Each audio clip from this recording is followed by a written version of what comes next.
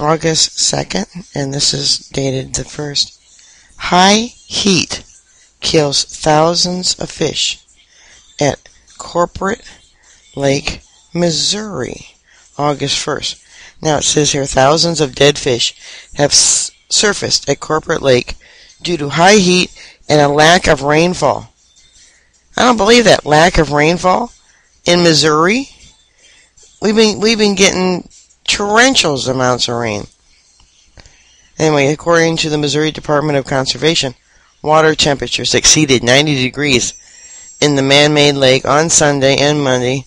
Philip Pitts, fisheries management biologist for the Conservation Department, said Corporate Lake is located off Southampton Drive next to John Gary Drive. The restaurant Swan Lakeshore Dining overlooks the lake.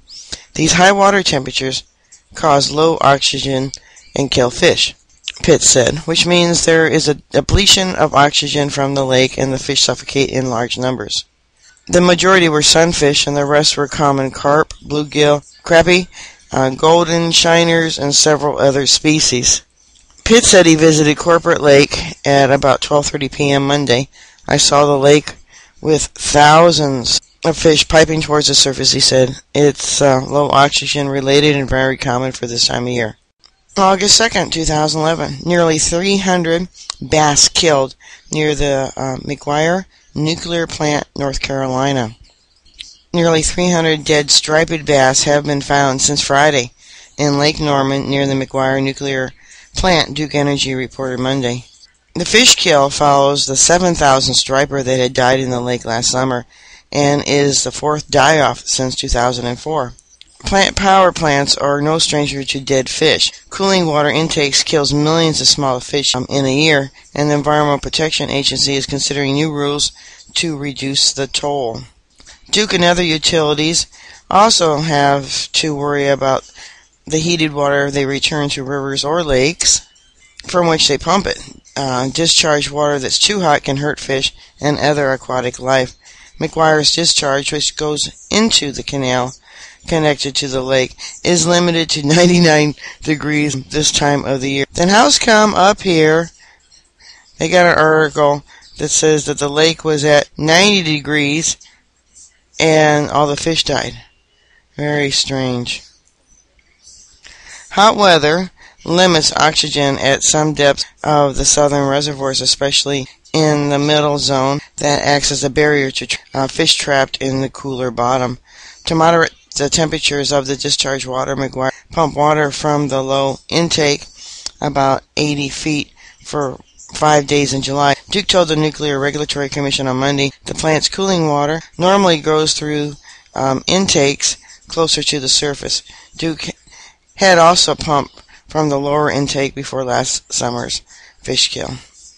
Alright, and here's another article. Piles of dead fish have once again started surfacing along the Rio Grande, New Mexico, August 1st, 2011. Something killed a lot of fish in the Rio Grande River overnight Sunday, and New Mexico game and fish officers believe it had to do with heavy rain and the forest fire upstream.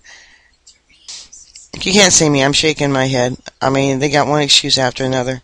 Carp, catfish, and white suckers were found dead as doornails in the Rio Grande Monday morning when Mercy Brandenburg and her husband took the dogs for a walk at the river's edge in Rio Rancho. We started looking in the river, and pretty much everywhere you could see dead fish lying around.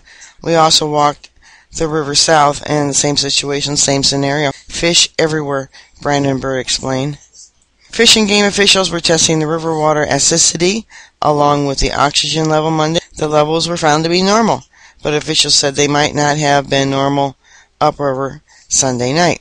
A Gems Mountain stream was seen black as asphalt and loaded with ash from the La Concras fire. The stream feeds straight into the Rio Grande.